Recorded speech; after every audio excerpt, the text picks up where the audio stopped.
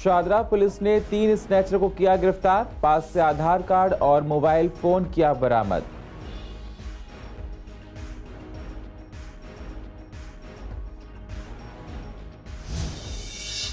निर्माण विहार metro station पर एक व्यक्ति खुदकुशी करने की कोशिश की। व्यक्ति मेट्रो के सामने कूदा। मेट्रो के कर्मचारी ने व्यक्ति को अस्पताल में कराया भर्ती। जेब से मिला सुसाइड नोट। पुलिस कर रही है मामले की जांच।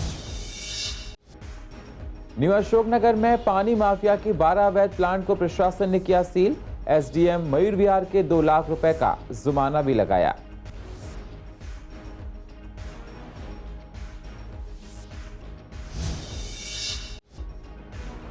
लोगों को महंगाई से हो रही हैं परेशानियां।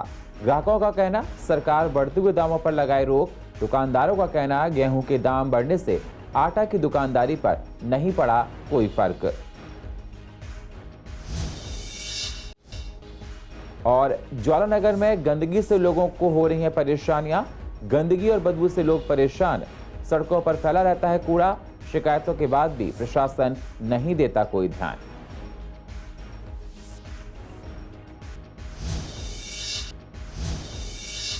नमस्कार, स्वागत है आप सभी का सीसीएन में। मैं हूं आपके साथ सुनील चौहान। आप देख रहे हैं पूर्वी दिल्ली खास। अब होते हैं रूबरू पूर्वी दिल्ली की अहम खबरों के साथ। पूर्वी दिल्ली के शादरा थाने में 3 स्नैचर को गिरफ्तार किया है।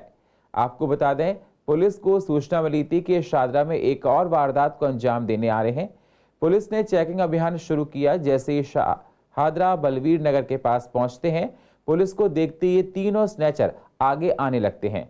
कुछ कदमों की दूरी पर ही पुलिस पकड़ लेती है। आरोपी के पास से मोबाइल फोन और आधार कार्ड बरामद हुए हैं।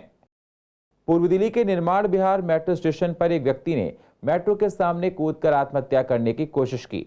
करीब सुबह 8:45 की घटना बताई जा रही है। मेट्रो के कर्मचारी और सीआरपीएफ जवान ने व्यक्ति को निकालकर पास के अस्पताल में भर्ती कराया है, जहां उसकी हालत नाजुक बताई जा रही है।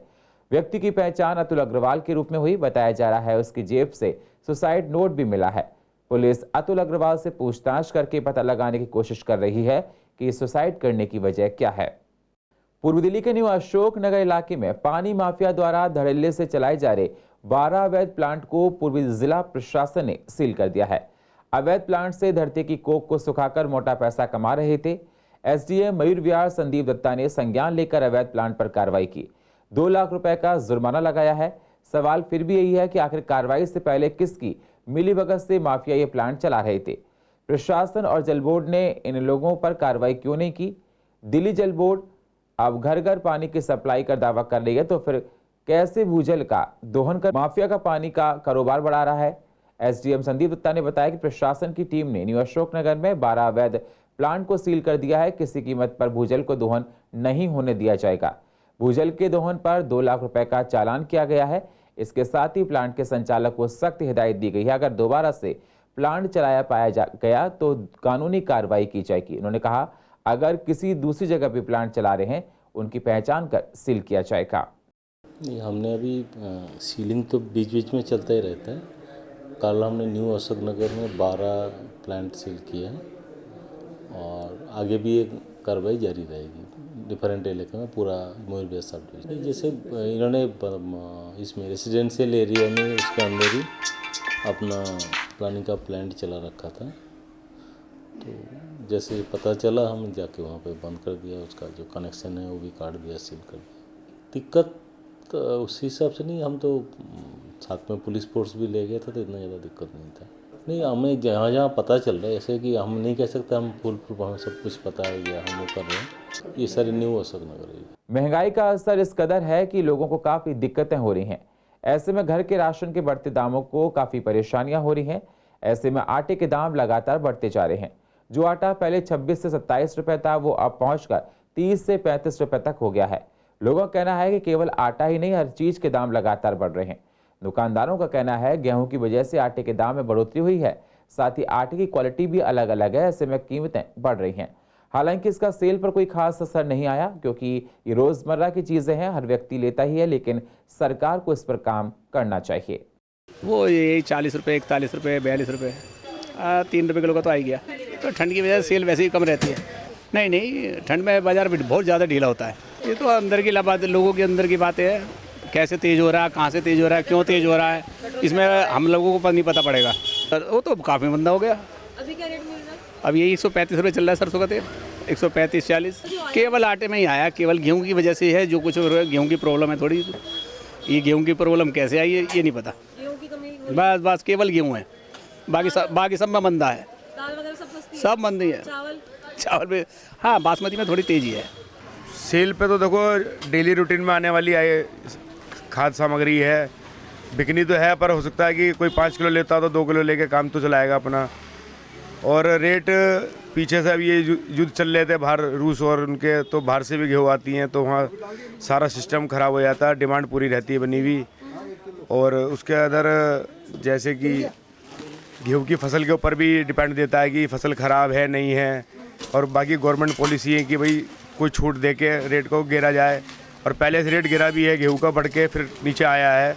अब यही रेट चल रहा है 34, 35, 36, कई वैरायटी हैं गेहूँ, MP, राजस्थान, हरियाणा गेहूँ के ऊपर। मैडम आटे का रेट है 50 रुपये से लेके 45 तक। अच्छा, कहाँ पर? जो यहाँ 45 रुपये है। कौन सा वाला बता रहे हैं? MP का बढ़िया वाला। बाकी किसी का 50 भी है। पहले तो 42-43 रुपये मिलता था, अब ये 50 तक पहुँच गए। वो ग्राहक तो ये कह रहे हैं ये आटा बढ़िया है, ये थोड़ा उसमें कम है। इनके पास 42 भी है, 45 भी है। हमारे उधर लोकल जोन सा है वो 50 रुपये भी है, वो कहते हैं इससे कम नहीं है भाई 50 रुपये। ये सूरजमल बिहार की बात कर रहा हूँ मैं आप। पहले का तो 18-20 मिल गए हुए हैं और आज 50 भी मिल रहे हैं। गवर्नमेंट को और सस्ता करना चाहिए। जनता से जब वोट लेते हैं तब तो कुछ बोलते हैं, जब जनता से जीत जाते हैं फिर कुछ उनके और ही भाव हो जाते हैं। लगता है क्या करें फिर। अभी देखो चावल लेने आई थी मैं, पहले मैं लेके गई थी 95 रुपये और अब दे रहे 105 रुपये। बढ़ ही रहे हैं चीज़ें, हर चीज में रेट बढ़ रहे हैं। जब भी आओ चीज़ें रेट बढ़े पाते हैं, जब भी आओ। गुजारा नहीं तो क्या करें फिर। कितनी होती खर्च चलाने में? बहुत होती है, हर चीज़ पर तो टैक्स दो, हर चीज़ पर टैक्स दो। सबसे ज्यादा महंगा क्या लगता है कि आटा की जरूरत? जो जिस चीज़ खाते वही महंगी लगती है सबसे ज़्यादा। तो आटे की तो जरूरत होती है, महंगा और सस्ता, और रोटी तो सबको खानी है, वो तो लेना ही पड़ेगा। नहीं बाकी तो सब मतलब ठीक ही लगती है, बस आटा तो जरूरी है। कोई महंगा और सस्ता वो तो घर में जरूर आएगा ही आएगा। पूर्वी दिल्ली के ज्वालानगर में गंदगी की वजह से लोगों का जीना मुश्किल हो रहा है। गंदगी की वजह से इलाके की बदबू फैल रही है, सड़कों पर कूड़ा पड़ा हुआ है, जिससे लोगों को आने जाने में परेशानियों का सामना करना पड़ता है।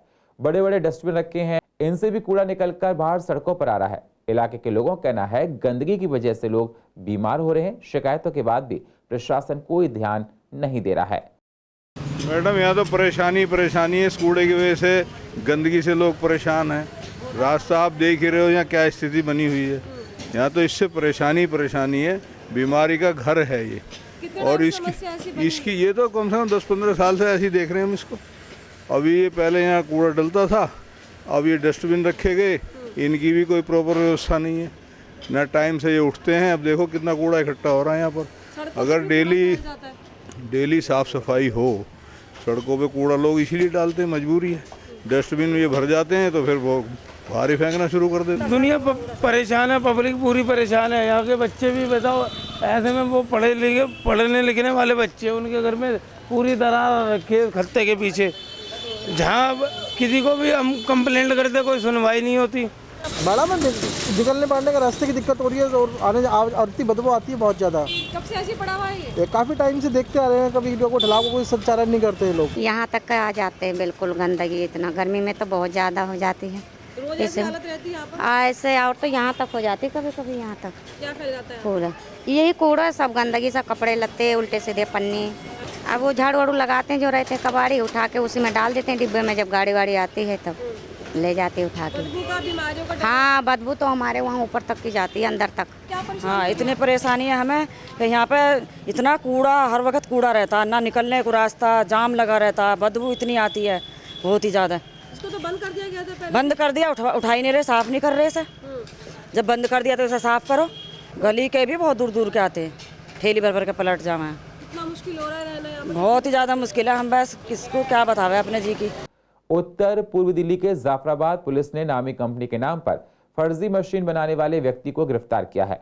पुलिस ने आरोपित की फैक्ट्री से नामी कंपनी की 100 सिलाई मशीनें, 101 सेटअप बॉक्स, 23 रेगुलेटर और अन्य सामान बरामद किया है।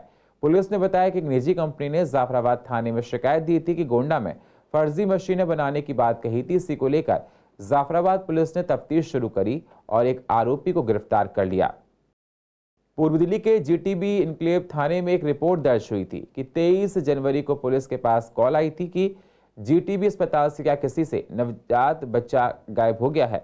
इसी को लेकर टीम गठित की गई, लेकिन अभी तक उस बच्चे का पता नहीं लग पाया है। एक बच्चा पुलिस को मिला था, लेकिन उसकी डीएनए रिपोर्ट नेगेटिव आई थी। अभी बच्चे की मां अस्पताल में एडमिट है।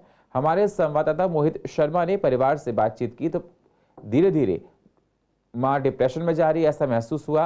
रोज अपने बच्चे के बारे में हर किसी से पूछती है, जिसको उसको सही से जवाब नहीं मिल पाता। इस मामले में कई पुलिस टीमें लगा रखी हैं, लेकिन अभी तक बच्चे का सुराग नहीं मिल पाया है। बच्चा अगर किसी वीआईपी का होता या किसी उच्च अधिकारी का होता, शायद अब तक बच्चा उसके हाथ में होता।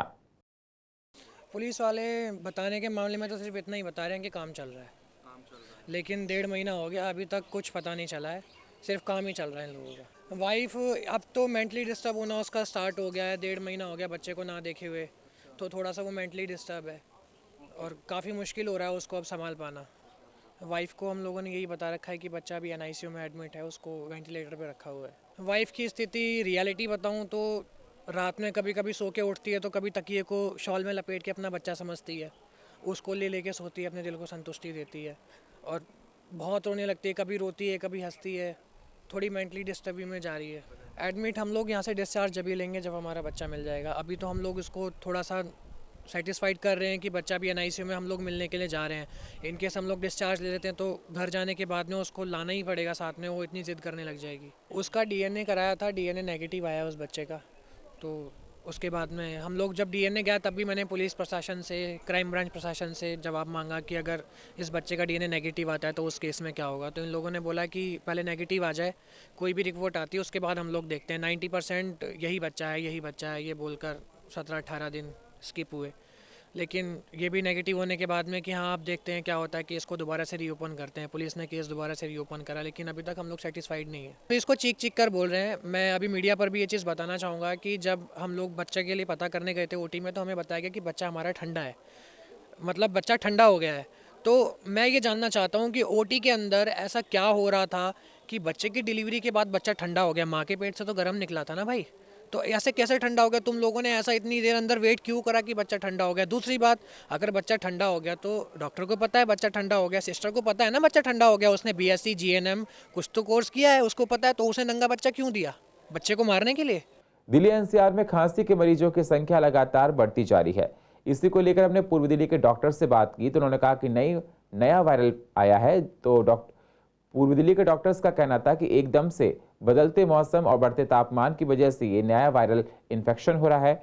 नए वायरस के चलते दिल्ली में खांसी जुकाम के मरीजों की संख्या में तेजी देखी जा रही है, जिसे देखते हुए लोगों को खुद ही दवाई नहीं लेनी चाहिए, डॉक्टर की सलाह जरूर लेनी चाहिए। वहीं पॉल्यूशन से बचाव के लिए और वायरल से बचाव के लिए मास्क का उपयोग बेहद जरूरी है।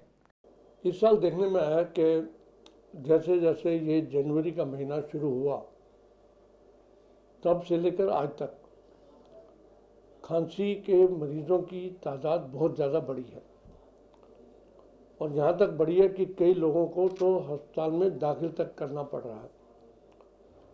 और आप चाहे इसको टेम्परेचर की वेरिएशन की वजह से कहें या दिल्ली के पोल्यूशन की वजह से कहें या कोई ना कोई वायरल इन्फेक्शन है जो कि सब लोगों को अटैक कर रहा है।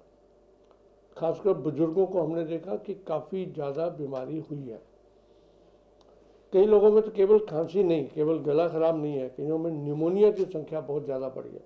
निमोनिया के पेशेंट अस्पताल के अंदर बहुत दाखिल हो रहे हैं और उससे भी बड़ी बात यह है कि ये रूटीन के अंदर एंटी जो एलर्जिक्स हैं या जो खांसी की दवाइयाँ से उनको रिस्पॉन्ड भी नहीं कर रहे। काफ़ी ड्रैगिंग, काफ़ी नैगिंग जो खांसी होती है, यानी कई दिनों में तो महीना खांसी में लग रहा है, जो रूटीन की दवाइयाँ होती थी वो असर भी नहीं कर पा रही। तो टाइम लगता है, जाती हैं, लेकिन कई लोगों में देखा जैसे निमोनिया हुआ, अस्पताल में दाखिल करना पड़ा, ऑक्सीजन सैचुरेशन कम हो गई, तो उस नाते काफ़ी लोगों को काफ़ी ज़्यादा परेशानी का सामना करना पड़ रहा है दिल्ली के और दिल्ली के आसपास के क्षेत्रों के अंदर। देखिए, ये बहुत ज़्यादा वायरल फ्लू है ये, या इसको कहते हैं लोअर रेस्पिरेटरी ट्रैक्ट और अपर रेस्पिरेटरी ट्रैक्ट इन्फेक्शन। और ये आपने बिल्कुल ठीक कहा, ये इसलिए हुआ कि सडन जो टेम्परेचर ड्रॉप हुआ और एयर क्वालिटी बहुत पुअर थी, मतलब पोल्यूशन बहुत था, तो इसीलिए बहुत ज़्यादा लोगों में हो गया। सो मच सो कि दिल्ली एनसीआर में 53% लोगों में, 53% फैमिलीज़ में किसी ना किसी एक या दो मेंबर को ये खांसी, बुखार, जुकाम, गले की खराबी या और नीचे निमोनिया हो रहा है। और हमें ये देखना है कि इसको घर पर इलाज ना करें, पहले बार एक बार ज़रूर डॉक्टर को दिखा लें, ख़ास तौर से ऐसी स्थिति में जब बुखार 3 दिन से ज़्यादा हो। नंबर 1, बलगम में येलोइश या ग्रीनिश स्प्यूटम है बलगम। तीसरा, आप ऑक्सीजन सैचुरेशन आपकी गिर रही है या सांस की गति बहुत तेज़ हो रही है या chest pain, severe chest pain हो रहा है, इस दशा में तुरंत डॉक्टर के पास जाएं। शुरुआत में भी मेरी एक सलाह है कि ओवर द काउंटर ड्रग ना लें, एक बार डॉक्टर को ज़रूर दिखा लें कि ये वायरल है या बैक्टीरियल है, दोनों वजह हो सकती हैं इसकी।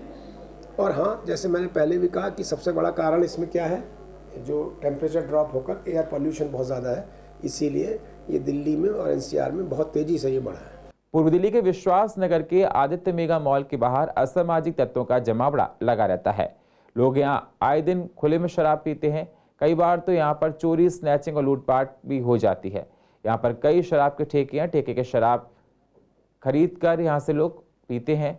वहीं इस मॉल के बैंकेट हॉल के मालिक, शॉप के मालिकों का कहना है कि शादी फंक्शन से महिलाएं ज्वेलरी वगैरह पहनकर आती जाती हैं।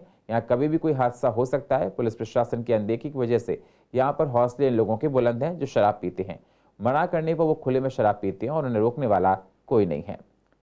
परेशानी यही, जब से यहाँ वाइन शॉप खुली हैं तो लोग शराब लेके खुले में पीते हैं। जब उनको मना किया जाए तो वो झगड़ा करने पे आते हैं। यहाँ कोई सिक्योरिटी सिस्टम नहीं है, डिपार्टमेंट की तरफ से भी कोई ज़्यादा हमें मदद मिलती नहीं। लोग सड़क पे खड़े होकर सरेआम दारू पीते हैं। यहाँ LIC का ऑफिस है, हमारे पब्लिक अपने काफ़ी लेडीज स्टाफ है हमारे ऊपर LIC में, पब्लिक प्राइवेट ऑफिस में। बट जब सबको प्रॉब्लम होती है वो आगे हमें कंप्लेंट करते हैं एसोसिएशन को। बट हम जब कंप्लेंट करने आते हैं तो कोई हमें ज़्यादा सपोर्ट किसी से मिलती नहीं है। नहीं, पुलिसकर्मी तो कभी कभी आते हैं, जब उनको कंप्लेंट की जाती है वो आते हैं, चले जाते हैं पुलिस, तब वो लोग दाएं बाएं होते हैं, उसके बाद फिर वो सड़क पे दारू पीने लग जाते हैं। और मॉल की तरफ से जो सिक्योरिटी गार्ड है उनको कोई कुछ समझता नहीं है, उनको तो उल्टा मार पीट दिया जाता है। तो हम भी ज़्यादा कुछ कर नहीं पाते इसमें। तो बैंकेट में शादी ब्याह में सब सज धज के महिलाएँ आती हैं, महिलाओं के जेवर्स होते हैं, ज्वेलरी होती है, सब लोग मतलब डर के आते हैं कि पहले सबसे पहला क्वेश्चन ये होता है कि सिक्योरिटी क्या है आपके यहाँ पे। यहाँ तो दारू का ठेका है, तो दारू का ठेका होने की वजह से बहुत इम्पैक्ट गलत पड़ रहा है। लोग खुले में शराब पी रहे हैं, बाहर रेहड़ी वाले, पटरी वाले और परमानेंट स्ट्रक्चर बन गए हैं दुकानों के, जो कि इलीगल है। लेकिन कोई सुनवाई नहीं होती, डर का एक माहौल है। लेडीज़ कर्मचारी जो हैं वो कहते हैं सर हमें 6 बजे जाने दो। मतलब जो अननेसेसरी यहाँ पे खड़े होकर दारू ना पिया जाए, यूरिन पास ना किया जाए। अब सबसे ज़्यादा दिक्कत होती है महिलाओं को। कोई आदमी जेंट्स में यूरिन पास कर रहा है तो ऑब्वियस बात है ऑफर्ड फील होगा, तो वो चीज़ें ना हो। दूसरा, स्नैचिंग यहाँ पे बहुत बढ़ गई है, तो ये जो अननेसेसरी चीज़ें बन गई हैं उनको हटाया जाए। रोज़ ही यहाँ पे कुछ ना कुछ झगड़ा, कभी कोई आपस में पी के ऊंचा ऊंचा बोलते हैं, लेडीज़ निकलती हैं उल्टे सीधे कमेंट पास करते हैं, आगे जुआ भी खेलने लग गए हैं कुछ लोग बैठ के। उनको कितनी बार हटवाएं, पुलिस को बुलाओ, एक बार चले जाते हैं, 2 घंटे बाद वापस आ जाते हैं। तो कोई परमानेंट जब तक यहाँ पुलिस नहीं होगी तब तक कोई सोल्यूशन होगा नहीं। और पूर्व दिल्ली की अधिक जानकारी के लिए आप YouTube पर जाकर CCN लाइव को सब्सक्राइब करें और फ्रेश अपडेट लेते रहें। और फिलहाल पूर्व दिल्ली खास में इतना ही। बाकी खबरों के लिए आप बने रहिए CCN के साथ। तब तक के लिए नमस्कार।